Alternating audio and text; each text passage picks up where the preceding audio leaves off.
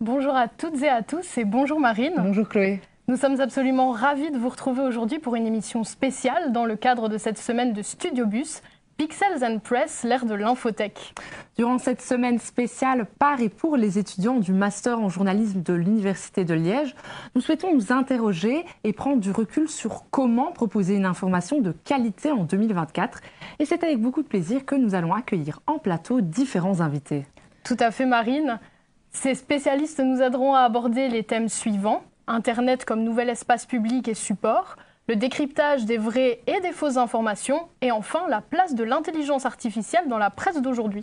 Si vous vous êtes déjà interrogé à propos du tsunami d'infos que l'on retrouve sur Internet, de la manière dont il faut reconnaître et débunker les fake news, ou encore de la façon dont l'intelligence artificielle prend une importance de plus en plus considérable dans notre quotidien, vous êtes au bon endroit.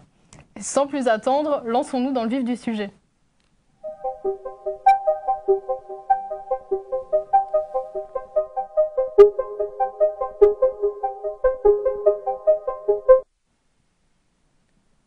Pour cette première partie d'émission, nous vous proposons de nous intéresser à la manière dont Internet s'est imposé ces dernières années comme un élément clé de nos vies de tous les jours, de nos usages et de nos pratiques. Et pour discuter de cette question, nous accueillons en plateau deux spécialistes du sujet. Christine Servet, professeure à l'Université de Liège et responsable d'enseignement de l'analyse des discours. Bonjour Christine. Bonjour toutes les deux. Et Alexandre Bragman, journaliste web chez RTL. Bonjour Alexandre. Bonjour tout le monde. Merci à vous deux d'être présents aujourd'hui. Avec grand plaisir. Alexandre Bragman, nous avons d'entrée de jeu une question pour vous.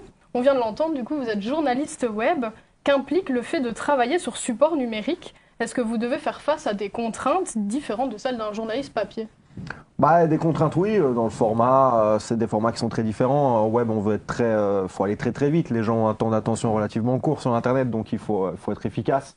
On a des contraintes de monétisation toutes simples. Dans un journalisme web, il nous faut beaucoup de vidéos, beaucoup d'images monétisables, donc on doit traiter l'info de cette manière-là. On ne peut pas travailler tout seul en fait sur Internet. On a besoin de plein de gens pour nous aider à créer du contenu, etc. Donc il y a des contraintes, mais c'est quand même un plaisir. On sait qu'avec Internet, l'information va plus vite, vous venez de le dire, tout s'accélère.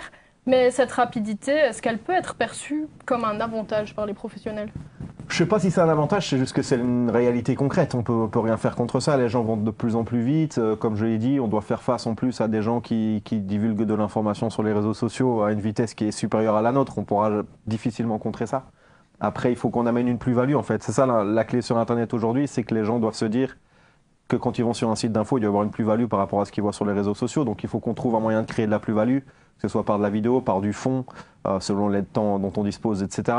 Donc, c'est ni un avantage ni un désavantage, c'est juste la réalité du terrain. Le journalisme a toujours évolué au fur et à mesure, et nous, on doit s'adapter à cette tendance-là. Maintenant, pour nous, on est un peu formés aussi à aller plus vite qu'avant, je pense, dans le traitement, mais en même temps à pas craquer sous la pression et à pas se faire avoir en se disant il faut absolument qu'on soit plus rapide, sinon parfois on dit un peu n'importe quoi et il faut faire attention à ça. Ouais. Madame Servet, on se rend compte que les rédactions, elles doivent indéniablement pouvoir jongler avec cette plateforme numérique qui est le gigantesque Internet. Aujourd'hui, le public est plus proche que jamais de l'information et on peut parfois même s'interroger sur la pertinence journalistique à une ère où l'information elle est massivement partagée sur les réseaux sociaux. Concrètement, qu'est-ce que ça a changé à la relation qui relie le public aux médias? Ok, alors il y a pas mal de choses intéressantes dans votre question. Donc le public est plus proche, c'est certain. C'est surtout une proximité parce que l'information arrive dans son quotidien, donc on ne doit plus attendre la publication du journal ou le... Voilà, c'est essentiellement c'est le fait que ça lui arrive sans arrêt sur son smartphone. Mais le fait que l'information soit plus proche, donc qu'elle lui arrive à lui directement, ça ne veut pas dire justement qu'elle est plus directe. Ça ne veut pas dire qu'elle est plus immédiate. En réalité, je pense qu'au contraire, elle suit des chemins plus compliqués, avec une logique plus complexe. Donc, si je prends un exemple sur lequel on a un peu travaillé avec les Bac 2, justement le procès Johnny Depp, Amber Heard. Donc, il se trouve que j'ai une jeune à la maison et qu'un beau jour, elle me dit « Maman, Enfin, bref, elle me parle du procès et je me dis « Mais pourquoi est-ce qu'elle est au courant de ça ?» Donc, l'information lui est arrivée donc, sur son smartphone, etc. Et elle me dit « Mais enfin, c'est une menteuse, Amber Heard. » Donc je me dis, mais enfin, comment est-il possible que ma fille dise ça de quelque chose dont elle est absolument pas, voilà, elle connaît absolument pas les tenants aboutissants.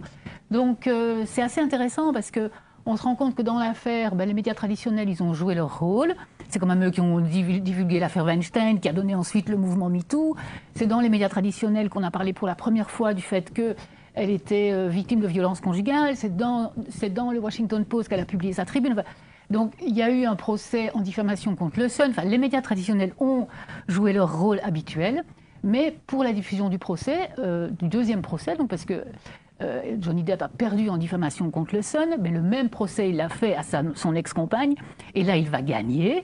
Et donc c'est assez intéressant de se dire comment se fait-il que voilà, pour les mêmes choses, il a perdu d'un côté et gagné de l'autre, et comment se fait-il que les gamines de 16 ans soient au courant de cette affaire avec cette information.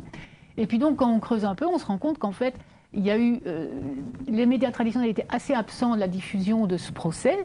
Et donc, il y a eu toute une série d'autres acteurs qui s'en sont emparés, en l'occurrence la sphère masculiniste, qui, eux, avaient évidemment beaucoup d'intérêt et qui ont utilisé ce procès pour répandre un discours. Et notamment, ils sont devenus, en fait, les intermédiaires du procès. C'est-à-dire qu'en fait, ils streamaient le procès sur leur chaîne et qu'ils se connectaient tellement entre eux, ils interagissaient tellement entre eux avec plein de commentaires que quand on faisait une recherche Google sur le procès, on tombait, en fait, sur leur chaîne YouTube, où il faisait des commentaires extrêmement misogynes et sexistes, qu'à partir de là, il y a des gamines qui s'en sont emparées sur TikTok. Et donc, tout ça a créé une sorte d'opinion publique, en réalité, artificielle, en fait, autour de ce procès. Donc, quand ma fille reçoit cette information sur TikTok, puisque c'était de là que ça venait, on se rend compte que ça a suivi quand même des chemins. Il y a eu beaucoup d'intermédiaires, et donc c'est pas parce que l'information est plus proche qu'elle est plus immédiate ou qu'on a supprimé les intermédiaires. En réalité, bien au contraire, ils sont simplement plus difficilement identifiables. Oui, donc comme vous dites, même dans la collecte de l'information et sa création, on donne de plus en plus de place au public. C'est même d'ailleurs le cas sur les sites des organes de presse eux-mêmes. On pense par exemple au site internet de RTL, où on retrouve le bouton « Alertez-nous ». En haut de la page d'accueil, il y a une vraie dimension en fait, d'implication populaire. Oui, effectivement, et c'est vrai que Internet, c'est l'information from many to many, donc tout le monde peut poster de l'information, tout le monde qui a un smartphone aujourd'hui a dans sa poche une caméra, un micro, et donc peut poster de l'information. Et il y a un peu cette idée que si c'est quelqu'un, si c'est une personne lambda qui a filmé, c'est plus vrai, hein. Enfin, il y a une sorte de sentiment que c'est pas du coup manipulé, qu'il n'y a pas d'intention derrière, que donc c'est un simple témoin. Il n'y a pas seulement de retouche, mais il n'y a pas non plus d'intention, hein. Donc c'est vraiment juste un témoin qui a filmé la scène et que donc il y a cette impression que ça va qu'on peut davantage lui faire confiance. Parce que là justement c'est l'idée qu'on va supprimer l'intermédiaire du média, etc. Mais en réalité, on voit bien que par rapport à toutes ces images ou ces vidéos, les médias, en fait, ils continuent de jouer leur rôle de gatekeeper. C'est-à-dire que eux, je ne sais pas s'ils reçoivent la vidéo d'un enfant. Aujourd'hui, il n'y en a pas beaucoup en Palestine, mais à l'époque, pendant la guerre en Syrie, il y avait des témoignages qui arrivaient d'enfants sous les bombes, etc. Ils vont quand même vérifier l'authenticité de la vidéo avant de la diffuser. Donc, ils vont quand même garder ce rôle de gatekeeper. Par ailleurs, c'est vrai que pour toutes ces vidéos peuvent aussi créer des événements. Enfin, ça interroge quand même aussi un peu le statut de qu'est-ce que c'est un événement. Parce que si on a une petite vidéo qui fait le buzz, ou je sais pas, le type il a filmé un gars qui insulte un autre dans un bus, est-ce que c'est un événement? Pourquoi est-ce que ça devient un événement? Pourquoi est-ce que d'un seul coup, cette vidéo, on la retrouve partout? Ça interroge quand même un petit peu pour qui est-ce que c'est intéressant, qui est-ce que ça va concerner.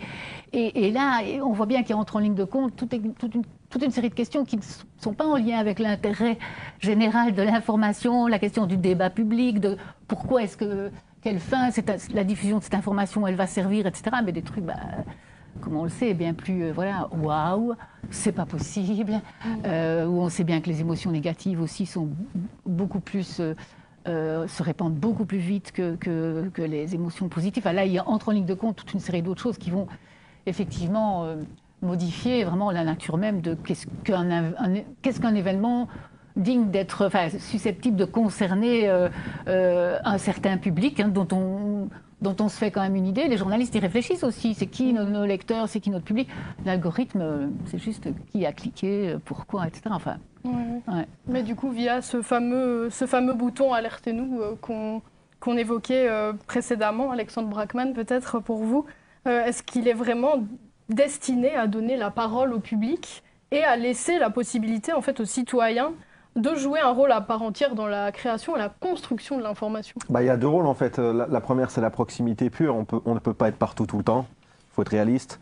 Et donc en fait, on reçoit des alertes nous tous les jours. Tout n'est pas pertinent. Il y a beaucoup de choses un peu drôles en vérité qu'on garde un peu pour nous, mais tout n'est pas exploitable. Comme vous l'avez dit, en fait, c'est à nous de choisir aussi ce qui est pertinent à diffuser. Maintenant, on arrive dans une ère. C'est très marrant. On est un peu dans un basculement où on est un peu dans une ère où on avait un peu le journaliste qui sait, qui transmet les choses aux gens, et maintenant ça n'existe plus vraiment, dans le sens que on le voit très fort avec l'essor de Twitch ou des plateformes comme ça, Samuel Etienne et tout. C'est des gens où en fait on peut donner de l'information en impliquant les gens dedans. Il faut prendre en compte leur avis. On fait des choses sans conduite. Les conduites, c'est les gens qui nous les donnent. Donc le bouton orange, c'est juste que c'est quelque chose qui nous permet surtout d'éviter de manquer quelque chose d'important sur le terrain de proximité, je pense. Maintenant, on reçoit des centaines d'alertés-nous par jour. On n'en traite pas 100 par jour, quoi. Donc c'est toujours une question de pertinence. Maintenant, les gens sont toujours au cœur de l'info. Et en fait, aujourd'hui, les gens veulent savoir ce qui se passe devant chez eux, quoi. Et en fait, si on n'est pas devant chez eux tout le temps, ils peuvent nous dire, oui, mais du coup, qu'est-ce qui se passe devant chez moi? Donc, il faut qu'on trouve un moyen d'y être.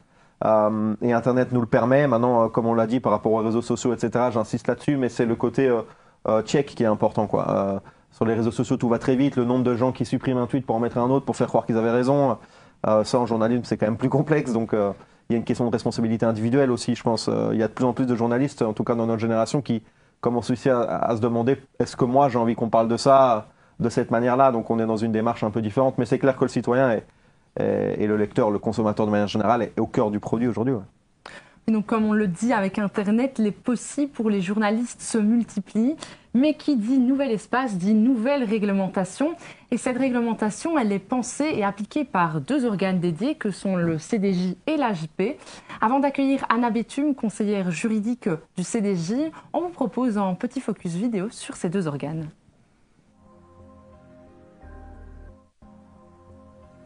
Connaissez-vous les deux organes qui régulent la presse en Belgique? D'abord, il y a le CDJ, ou le Conseil de déontologie journalistique, qui a été créé en 2009. Il s'agit d'un organe d'autorégulation des médias francophones et germanophones de Belgique qui exerce trois missions principales: l'information, la médiation et l'autorégulation. Mais la déontologie, qu'est-ce que c'est en fait? Eh bien en fait, c'est un ensemble de règles qui s'appliquent à une profession particulière. Elle existe pour les journalistes, mais aussi pour les médecins, les avocats, les comptables et bien d'autres. Pour les journalistes, l'obligation déontologique, elle naît d'un exercice d'une activité qui a une répercussion sur la société. C'est donc le fait de diffuser l'information de type journalistique vers le public qui nécessite de respecter la déontologie. Le CDJ s'intéresse donc à tous ceux qui font du journalisme, que ce soit leur occupation principale ou non. L'AJP, ou l'Association des journalistes professionnels d'autre part, c'est l'organe qui regroupe les journalistes francophones agréés, mais également leurs collègues germanophones. Sous la coupelle de l'AJP, on retrouve aussi la majorité des correspondants étrangers qui vivent sur le sol belge. À l'heure actuelle, pas moins de 2790 journalistes font partie de l'AJP. Une association similaire existe aussi du côté néerlandophone du pays, c'est la VVJ. Le rôle d'une association telle que l'AJP, c'est d'une part assurer la défense des journalistes professionnels et d'autre part de veiller à proposer une information de qualité. L'AJP œuvre aussi à défendre la liberté d'informer et le maintien de conditions de travail correctes pour tous les journalistes professionnels.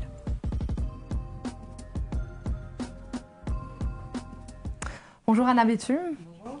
Merci d'avoir accepté notre invitation. Sur Internet, beaucoup pensent qu'ils peuvent tout dire et n'importe comment. C'est valable aussi pour les journalistes et leurs articles. En tant que conseillère juridique du CDJ, comment procédez-vous quand vous recevez une plainte ? Alors effectivement, les journalistes sont responsables du contenu des informations, des contenus informationnels qu'ils diffusent, et de manière évidente dans les médias traditionnels, et ce notamment en vertu de la responsabilité de la déontologie journalistique. Et d'ailleurs, leur nom est généralement mentionné dans les intitulés des dossiers devant le CDJ quand ils sont signataires d'un article ou d'une séquence. Mais ce qui est intéressant aussi de souligner, c'est qu'ils sont aussi responsables des contenus qu'ils publient sur les réseaux sociaux. Et donc, ils sont des journalistes, et en cette qualité, ils ont une responsabilité. Donc, quand ils publient une opinion sur leur réseau social, en tant que journalistes, cette opinion doit reposer sur des faits avérés.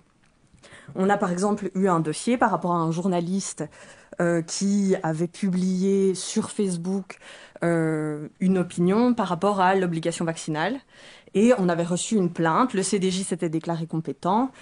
Et finalement, la plainte était non fondée parce que le journaliste, en fait, reposait son opinion donc, sur certains faits avérés, sur des publications officielles qui avaient lieu, etc.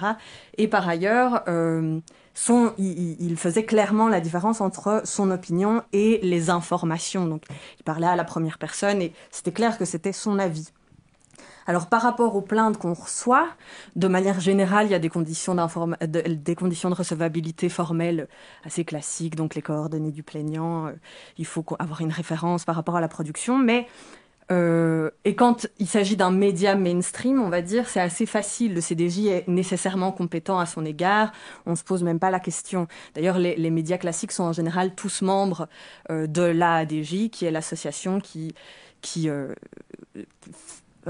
l'association qui gère le CDJ. Oui, c'est ça, le CDJ n'a pas de personnalité juridique. Mais par contre, quand c'est une plainte qui vise un nouveau support d'information, c'est plus compliqué parce que le CDJ va examiner au cas par cas s'il est ou non compétent. Il va se poser plusieurs questions, se baser sur plusieurs critères. Il va par exemple se demander, est-ce qu'il s'agit d'une activité journalistique? Est-ce qu'il s'agit bien d'un support d'information?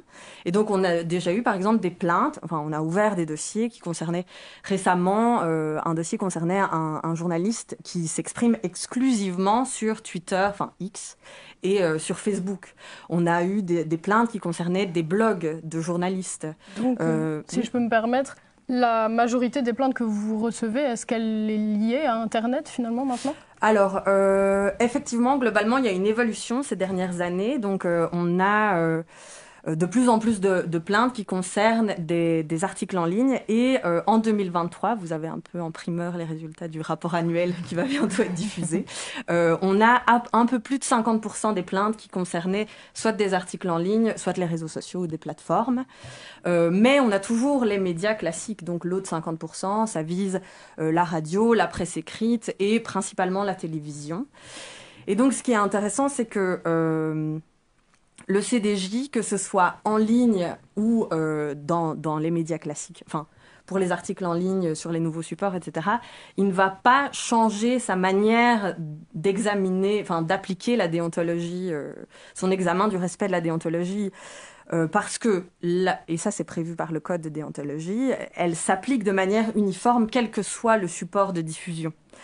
Et donc, on sait maintenant qu'avec la multiplication des outils numériques, le développement de l'intelligence artificielle, etc., il y a de nouveaux réflexes que les journalistes vont adopter, mais c'est notamment en matière de rapidité dans le traitement de l'information, où on va se dire, OK, il y a urgence, ça peut être des impératifs concurrentiels, publier le premier, mais ça ne peut pas se faire au détriment des réflexes déontologiques.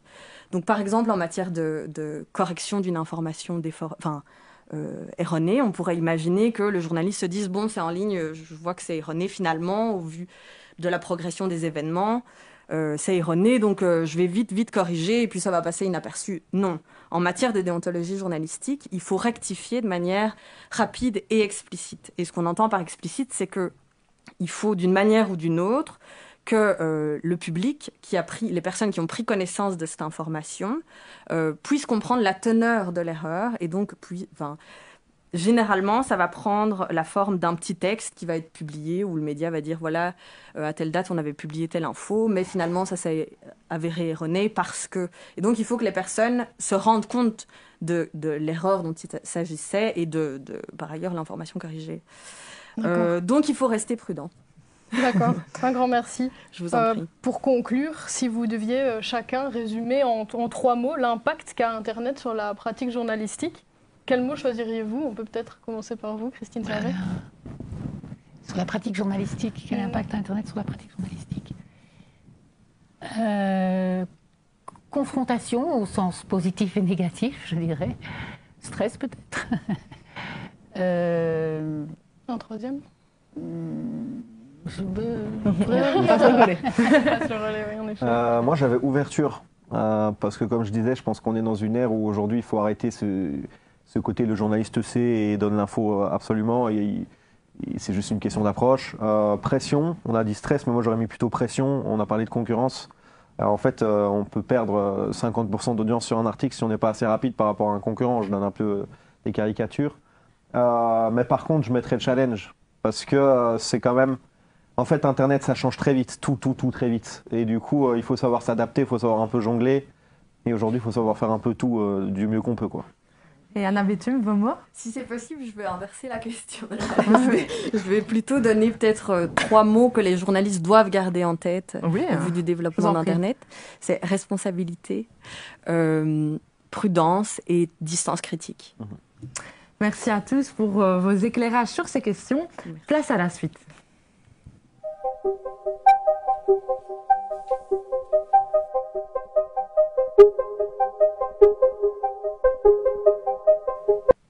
Nous venons de parler d'Internet comme nouvel espace public. Les fake news et les hoax ne datent pas d'hier, mais il est vrai qu'Internet a contribué à décupler le phénomène de manière exponentielle. Tout de suite, on vous propose une introduction en vidéo. Madame, Monsieur, bonsoir. Dans cette édition spéciale de votre journal, nous revenons sur l'attentat survenu à Moscou ce 22 mars dernier et qui avait fait 143 morts et 150 blessés. De nouvelles informations publiées aujourd'hui par le journal français Le Monde mettent au jour l'implication de l'Ukraine et de plusieurs gouvernements européens dans cette attaque contre le peuple russe. Un reportage d'Ornella Foalem. Cette information, vous l'aurez deviné, c'est une fake news. Elle n'est pas vraie. Mais elle est bien apparue sur un site qui copiait presque parfaitement le site officiel du journal Le Monde. Il s'agit en fait d'une campagne de propagande et de désinformation russe nommée Doppelganger. En allemand, Doppelganger signifie sosie. Le principe de cette opération est simple, des hackers pro-russes copient presque à l'identique les sites de médias officiels en utilisant la technique du typosquattage. C'est-à-dire qu'ils utilisent des noms de domaines pratiquement identiques à ceux des sites officiels dans le but de leurrer les utilisateurs. Un nom de domaine, c'est l'identifiant d'un site internet. Un petit changement dans ce nom de domaine et on arrive sur un site totalement différent. C'est ainsi qu'une 50aine de journaux européens, dont le journal Le Monde en France, ont été clonés. Sur ces sites copies, on retrouve des articles de propagande pro-russe ou des articles qui contiennent des fake news comme des accusations envers l'Ukraine et l'Europe occidentale. Suite à l'attentat du 22 mars à Moscou, de nombreux articles publiés remettaient en cause la responsabilité de l'État islamique et accusaient plutôt l'Ukraine et ses alliés européens d'avoir perpétré l'attaque terroriste. Ces articles sont ensuite massivement partagés sur les réseaux sociaux via de faux profils qui tentent de faire devenir les fausses informations qu'ils contiennent virales. Et en plateau avec nous pour discuter de cette thématique, nous avons le plaisir d'accueillir 2 nouveaux spécialistes. D'un côté, Océane Ganji. Bonjour. Bonjour. Vous êtes chercheuse en criminologie pour l'Université de Liège. Et de l'autre, Grégoire Reikmans. Bonjour Grégoire. Bonjour. Vous êtes quant à vous journaliste web, mais aussi responsable de la plateforme de fact-checking Faki de la RTBF. Alors les plateformes web, elles multiplient les voies d'accès à l'information. Avec un smartphone en main, il n'y a plus de nécessité de devoir aller chercher son journal chaque matin au kiosque du coin. En quelques clics, toutes les informations sont à portée de main. Mais ce ne sont pas toutes des informations de qualité.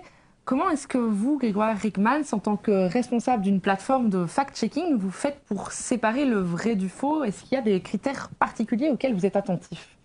Alors c'est une question assez complexe. Comment séparer le vrai du faux? Tout d'abord, on va essayer de regarder qu'est-ce qui fait partie du champ de l'opinion et puis qu'est-ce qui fait partie du champ des faits. Et donc bien faire la distinction puisque les opinions, elles se basent parfois sur des faits, parfois pas, mais ça reste des opinions. Par contre, tout ce qui est affirmation factuelle, où on prétend des choses, ça on va pouvoir essayer d'aller rechercher tout d'abord les sources. On va bien analyser aussi l'intérêt que peut avoir l'information et à quel point elle circule. Et puis, on va essayer de faire la part des choses en essayant de se baser sur des sources fiables, en essayant de regarder, par exemple, que dit la science ou quelles sont les réelles déclarations qui ont été faites, si potentiellement elles ont été déformées. Et donc, il y a beaucoup de façons d'aller chercher le vrai ou le faux, et parfois aussi on n'a pas la réponse, on n'a pas de réponse toute faite, et on a aussi beaucoup de nuances parfois dans les choses. Parfois c'est du registre de l'interprétation, et donc ça aussi c'est quelque chose qu'on essaie de mettre en perspective. Donc c'est un travail déjà en amont, puisqu'on essaye déjà de faire le tri, puisqu'il y a énormément d'informations qui circulent, notamment sur les réseaux sociaux, et puis une fois qu'on a fait ce tri, on voit mais qu'est-ce qui est intéressant à décrypter, quelle va être la plus-value que l'on va pouvoir apporter. Et sur certaines thématiques, on a un travail de fond qui est celui d'aller rechercher des sources fiables, d'aller rechercher peut-être une expertise aussi. On se base aussi sur des experts, sur des gens qui connaissent la matière et qui vont pouvoir nous éclairer et pouvoir éclairer après le lecteur pour pouvoir l'aider à se faire une opinion sur des faits qui sont avancés par certains. Justement, vous parliez du lecteur, la création de Faki matérialise-t-elle justement une volonté du public d'être mieux renseigné sur les fake news? Et au-delà de ça, est-ce que ça traduit une volonté plus globale de la RTBF de se distinguer par une information de qualité, par un gage d'information fiable en lançant une telle plateforme? Alors il y a deux éléments. Le premier élément, c'est est-ce qu'il y a un intérêt du grand public pour aller chercher des articles comme cela? Je vais vous dire la vérité, a priori pas trop, puisqu'il y a des gens qui sont contents d'être dans des bulles algorithmiques et d'avoir une information qui correspond à leur façon de voir le monde ou à leur pensée, qui ne vont pas spécialement se dire vrai ou faux, à la limite peu importe, puisque ça les conforte dans leurs idées. On connaît ce phénomène des bulles algorithmiques, et donc l'idée c'est plutôt de se dire en tant que média de service public, qu'est-ce que nous on peut apporter, notamment à certaines personnes qui sont parfois dans le doute. Je pense qu'on a tous été dans le cas où on a un repas à table et certains affirment des choses et on se dit mais moi je ne pense pas que ce soit le cas parce que factuellement je ne suis pas sûr. L'idée c'est de pouvoir apporter des éléments concrets et factuels, pouvoir alimenter le débat et peut-être, comment dire, influencer, pas spécialement influencer, mais en tout cas que les personnes qui ont du doute puissent se baser sur des éléments factuels pour pouvoir alimenter le débat. L'autre question, c'est notamment la confiance avec le public, puisqu'on sait que tout un tas de personnes sont sur les réseaux sociaux et s'informent uniquement de cette manière-là. Et il y a beaucoup de gens, par exemple, qui regardent beaucoup moins la télévision ou des médias traditionnels. Et donc, l'idée aussi, c'est de pouvoir dire, mais nous, en tant que médias de service public, on va pouvoir apporter une plus-value, pouvoir donner du fond et pouvoir apporter quelque chose dans le débat. On sait qu'il y a des enjeux aussi démocratiques, politiques derrière. Et donc, c'est plus dans cette vision-là de se dire, pour le débat public, il est important qu'on fasse de la vérification des faits. Et c'est vrai que parfois, ça peut surprendre parce qu'on va se saisir de thématiques qui a priori ne sont pas du tout dans le champ des médias traditionnels, où il n'y a pas de dépêche AFP ou Belga là-dessus, mais par contre ça peut enrichir le débat sociétal. Je me souviens par exemple de débats qu'il y avait autour du passeport vaccinal. Certains avaient lancé cette thématique très longtemps avant qu'on ait les Covid Safety Kits qu'on a dû utiliser. C'était intéressant déjà à ce moment-là de se dire qu'est-ce qu'on pourrait mettre en place? À quel point est-ce que ça respecte les règles de la démocratie? À quel point est-ce qu'on peut restreindre les libertés individuelles dans d'autres objectifs? Et ouvrir le débat là-dessus. En tout cas, parfois, ça a beaucoup d'intérêt. Et certains articles suscitent beaucoup de vues et il y en a certains qui sont beaucoup suivis. D'accord, merci beaucoup pour vos réponses. On vient de voir comment ne pas tomber la tête la première dans les fake news. Mais ces fake news, elles peuvent aller plus loin et nourrir des phénomènes à dimension bien plus large et impactante pour le public. C'est les théories du complot. Océane Ganji, quelles sont les spécificités qui caractérisent ces théories du complot? Alors, je vois 5 spécificités vraiment importantes à mentionner aujourd'hui. Premièrement, c'est quoi une théorie du complot? C'est penser qu'il y a un individu, un groupe d'individus qui tire les ficelles de l'ordre politique et social. Alors, ce groupe peut être les juifs, les francs-maçons, l'État profond, l'ordre mondialiste, on l'appelle comme on veut, mais c'est penser qu'il y a un groupe qui tire les ficelles. Un deuxième élément qui est important, c'est que les théories, c'est un narratif, c'est une histoire. On lui donne de la consistance uniquement si on y croit. C'est possible, évidemment, d'exercer son esprit critique, de penser que peut-être qu'il y a des choses qui n'ont pas été dites sur un ou l'autre phénomène. Mais ce qui est important vraiment et ce qui est potentiellement une dérive, c'est les croyances conspirationnistes. C'est le fait de croire en plusieurs théories qui sont parfois, d'ailleurs, incohérentes entre elles. Et vu que ça fait un peu intelligent de dire un auteur, chaque fois je vais faire semblant, Gérald Bronner parle de ce qu'on appelle un millefeuille argumentatif, où on superpose des théories qui, toutes seules, sont fragiles, elles sont cassables très facilement, mais le collectif va créer ce millefeuille et superposer toutes ces petites feuilles et créer quelque chose de beaucoup plus solide. Ça, c'est un deuxième élément. On en a parlé juste avant, mais un troisième élément, c'est le rapport à la vérité et au mensonge. Et en lien avec ça, un quatrième élément, le secret. S'il y a un groupe qui est caché et qui nous dit pas toute la vérité, il propage des mensonges. Et si on a un groupe qui propage des mensonges, qui est caché, ça veut dire que ceux qui ont des croyances conspirationnistes sont les seuls à détenir la vérité. Donc évidemment, narcissiquement, c'est toujours sympathique de se dire « moi, je détiens la vérité, vous, vous détenez, vous êtes des moutons, vous ne détenez pas la vérité ». Et un dernier élément, en lien avec ce qui a été dit juste avant et les fake news, les théories du complot, oui, peuvent se reposer sur des fake news, mais ce qui est encore plus dangereux, c'est qu'elles reposent aussi parfois sur des faits qui sont réels ou potentiellement réels. On ne sait pas vraiment vérifier l'information. Petit exemple, évidemment qu'il existe sûrement quelque part des réseaux pédophiles avec certaines personnes de l'élite, mais et croyance conspirationniste, le fait de penser que tous les élites en font partie, le fait de penser qu'on torture les enfants pour avoir de l'adrénochrome pour une cure de jouvence. Et, enfin, vous voyez, c'est-à-dire qu'il y a une distinction à faire entre les fake news qui vont alimenter le complot, mais ce sont aussi des éléments totalement autonomes, avec des théories complotistes qui vont se nourrir de fake news, mais aussi de faits potentiellement réels, de doutes, et ils vont se nourrir de ce doute-là pour continuer à adhérer à ce type de complot. D'accord. Et selon vous, la presse, est-ce qu'elle a un rôle à jouer dans la diffusion de ces fake news et de ces théories du complot? Et comment est-ce qu'on pourrait expliquer qu'autant de personnes finissent par tomber dans le panneau et à y croire dur comme fer? Alors, pour répondre à la première question, malheureusement, je pense que ma réponse va peut-être pas plaire, mais je pense que ça dépend. On va distinguer deux types de publics. C'est-à-dire que, bien sûr, que pour les personnes qui ne sont pas dans les croyances conspirationnistes, c'est hyper intéressant d'avoir des débunkers parce que peut-être qu'on a des doutes sur une ou l'autre théorie et ça nous permet d'avoir un peu plus de connaissances sur la véracité ou la fausseté d'une information. Donc, évidemment, c'est intéressant. Par contre, pour les personnes qui sont dans des croyances conspirationnistes, on revient à mon petit millefeuille là.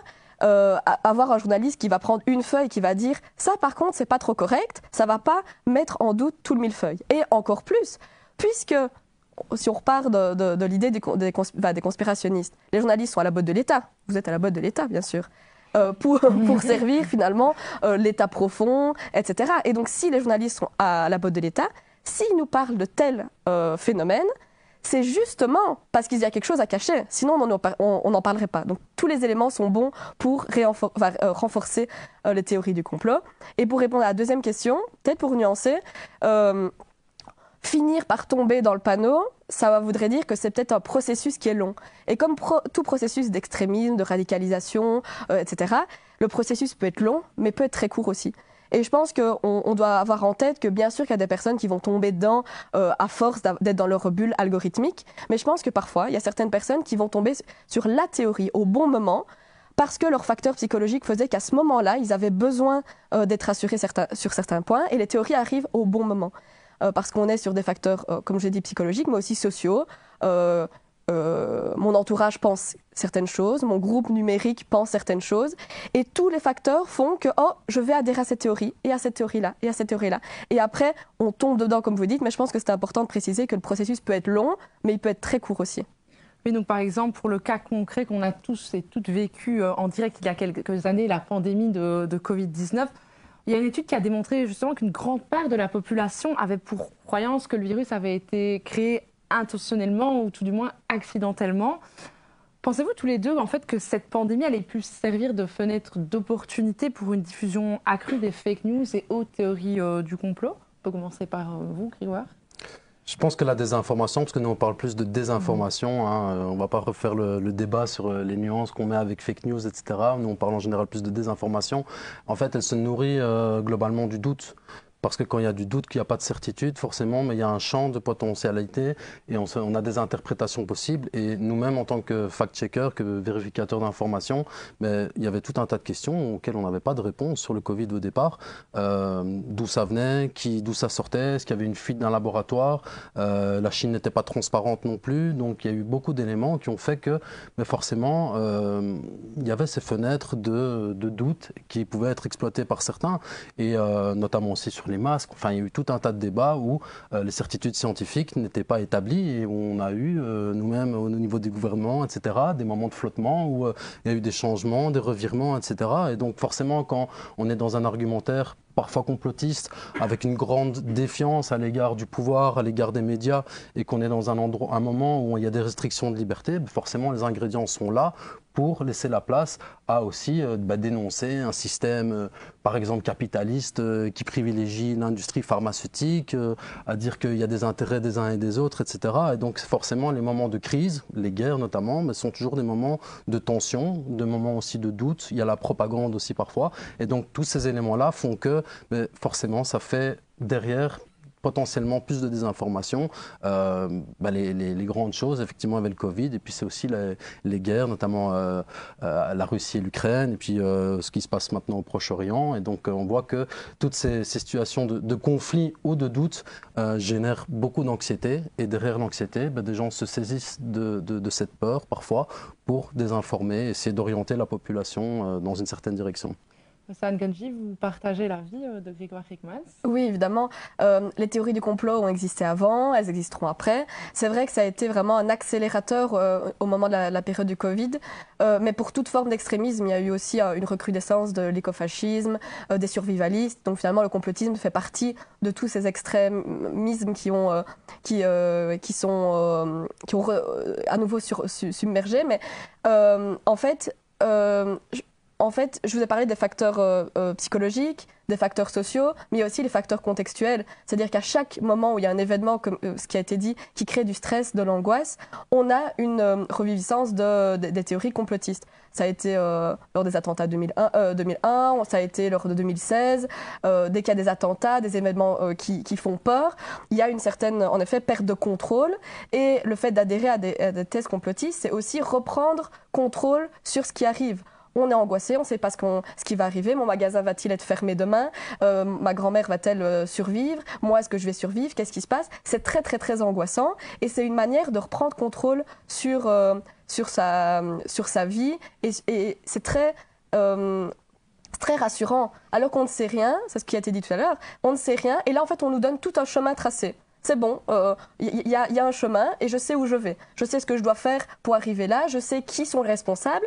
Et au lieu de tous les pourquoi qu'il y avait, pourquoi on a pris cette décision-là, pourquoi on ne prend pas ça, pourquoi moi, pourquoi lui, en fait, on n'a qu'un seul parce que. Parce que l'État profond, parce que les Juifs, parce que les francs-maçons. Et c'est beaucoup plus rassurant que cet état finalement d'anxiété, oui. D'accord, donc on pourrait conclure que cette période de pandémie, elle a finalement été un moment charnière dans la manière dont le public va aborder et consommer le contenu médiatique. Je pense que ça a été une période de réadaptation pour tout le monde. Certains se sont mis à pratiquer du yoga, certains ont fait des visios pour faire des drinks, certains ont commencé professionnellement aussi à se réadapter. Et je pense que les médias ont été une des sortes de réadaptation lors de la période Covid. D'accord. Merci beaucoup pour votre intervention, Océane Ganji et Grégoire Hickmans. Dans la suite de cette émission, nous irons encore plus loin dans notre exploration des fake news et avec une incursion au cœur du phénomène responsable de la création des deepfakes, l'avènement de l'intelligence artificielle. Et si l'IA et son fonctionnement vous paraissent encore obscurs, on vous propose une brève introduction en images.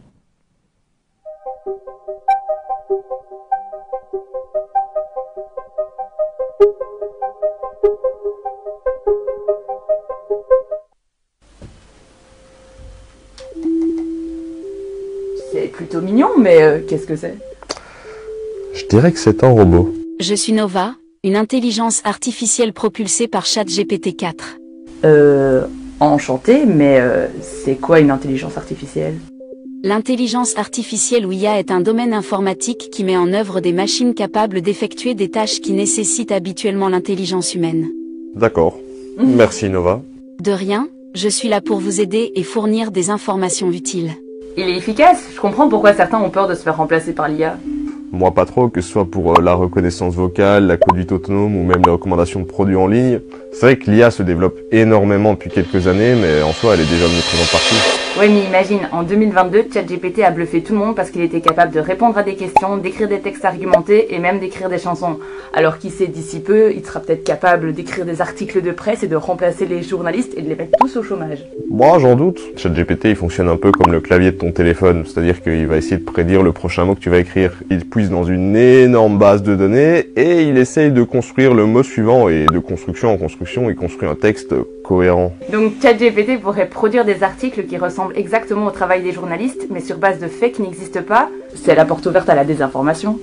Certains organes de presse utilisent déjà des intelligences artificielles. Sudinfo pour sa rubrique sport ou encore Le Monde qui avait demandé en 2015 des contenus générés automatiquement pour des élections.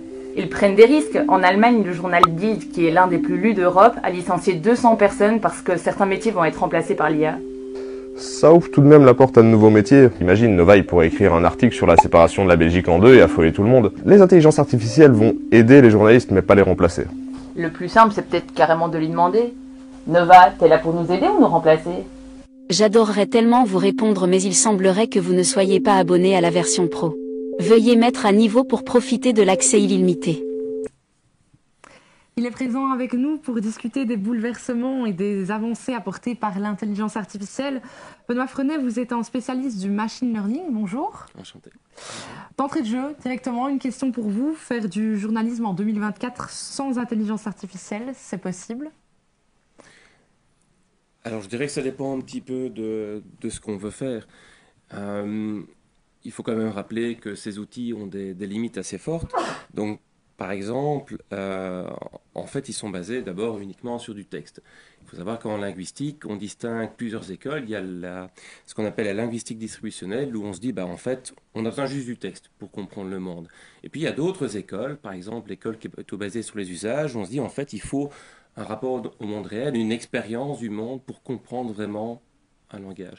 Donc ici, dans le cas du journaliste, ça signifie que lui, il a quelque chose à apporter avec son expérience pour pouvoir instiller aussi une vision dans les textes, sa sensibilité et le rapport qu'il a au monde. Je dirais qu'il y a aussi une deuxième chose, c'est que les IA en question, en fait, elles se basent uniquement sur des textes, mais des textes existants. Donc c'est-à-dire qu'il n'y a pas de possibilité d'avoir de nouvelles informations. Donc une deuxième chose que le journaliste peut faire, c'est en fait apporter le travail d'investigation. Faire ce travail d'investigation, d'avoir des nouvelles informations, d'aller consulter des experts, etc. Et un troisième problème, c'est qu'en fait, ces outils sont prévus pour faire quelque chose qui est plausible, ni vrai, ni faux. Et ça signifie que le journaliste, ici, en fait, il se retrouve au centre avec une responsabilité très forte pour produire du contenu qui est vrai, qui est vérifié, avec des sources, etc. Je vais prendre un exemple. Imaginons que demain, on a un article qui titre « Une nouvelle source d'hydrogène va tout révolutionner ». Bon, il y a plein de questions à se poser. D'abord, d'où vient cet hydrogène, en quelle quantité, etc. etc. Ça, c'est quelque chose que le journaliste va devoir faire en allant consulter des experts qui vont pouvoir l'aider dans sa quête de vérité, je dirais. Donc le journaliste de nature humaine, finalement, son travail a toujours une plus-value. C'est plutôt une bonne nouvelle. Et alors, les imprécisions qui sont engendrées justement peut-être par la machine, elles peuvent aussi peut-être être dues à un manque de maîtrise de l'outil par un public qui serait profane. Selon vous, est-ce qu'il serait nécessaire d'inclure l'apprentissage de ces outils au sein des cursus destinés aux futurs journalistes afin de leur fournir un mode d'emploi de l'IA ? Alors je pense que c'est indispensable, non seulement pour les journalistes, mais pour les autres formations. Alors la première chose, c'est peut-être tout simplement de rappeler le fonctionnement aux journalistes de tous ces outils. Comment est-ce qu'ils sont construits, comment est-ce qu'ils font des prédictions. Pourquoi ? Parce qu'ils ont des défauts. Alors ça vaut pour ChatGPT, ça vaut pour les outils par exemple de génération d'images. Et donc il faut expliquer aux journalistes comment ça fonctionne, quelles sont les limites. À l'université de Namur, par exemple, on va intégrer à tout cursus un cours sur l'IA pour nos étudiants. Une deuxième chose, je dirais, c'est également le fait que, alors oui, il va falloir apprendre à utiliser, ça fait partie du paysage, c'est comme ça qu'on le veuille ou non, mais je crois que la vraie question, c'est pas tellement le comment, c'est le pourquoi. Par exemple, imaginons que je suis en train de rédiger un texte pour un média grand public, eh bien, je peux tout à fait utiliser ChatGPT comme un espèce de super correcteur orthographique. C'est probablement une très bonne idée, si on n'est pas très à l'aise. Par contre, utiliser pour réécrire le texte à partir de rien, c'est assez dangereux. On pourrait avoir des problèmes de logique qui apparaissent et on pourrait avoir des informations qui sont totalement inventées. En plus, on risque de se retrouver avec un langage qui est assez commercial, assez lissé. J'ai déjà eu l'occasion d'observer des productions d'étudiants malheureusement écrites avec ChatGPT. Ça saute aux yeux que le langage est extrêmement commercial, le texte est insipide.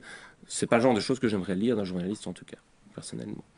Et l'IA, du coup, est-ce que ça ne serait pas finalement en fait la nouvelle meilleure amie et la plus grande adversaire des journalistes professionnels? Alors, meilleur ami, je crois que ça va dépendre de ce dont le journaliste veut. Moi, par exemple, en tant que professionnel de l'enseignement, je l'utilise relativement peu parce que j'en ressens pas le besoin. Maintenant, c'est vrai que ça peut être dans certains cas assez extraordinaire. En fait, l'IA, soyons clairs, on l'utilise depuis toujours. Google, c'est de l'IA. Donc en fait, la question, c'est à chaque fois, quels sont les outils qui sont les plus adaptés? Quels sont ceux qui ne le sont pas? Quelles sont les limites des outils? Je pense que c'est surtout ces questions-là qu'il faut se poser. Merci à vous pour votre intervention. Oui, je pense que ça nous permet de conclure tout en restant pensif quant à l'avenir de notre profession. Tout à fait, Chloé. Internet comme nouvel espace public, comme lieu où l'information se multiplie, évolue ou subit des perversions, sans oublier ces nouveaux outils et challenges. Tout cela offre matière à réflexion pour les futurs journalistes et ceux déjà lancés. Qui sait, Marine, peut-être qu'à l'avenir, nous nous retrouverons ici en plateau pour discuter de la thématique et de ses avancées. Eh bien, le rendez-vous est pris, je crois. Ouais, je pense que c'est noté. Quant à vous, chers téléspectateurs, votre rendez-vous quotidien de 18h30, ne l'oubliez pas, c'est le journal télévisé du Studio Bus. Merci à toutes et à tous de nous avoir suivis. Et nous, on vous dit à la prochaine. Bel après-midi.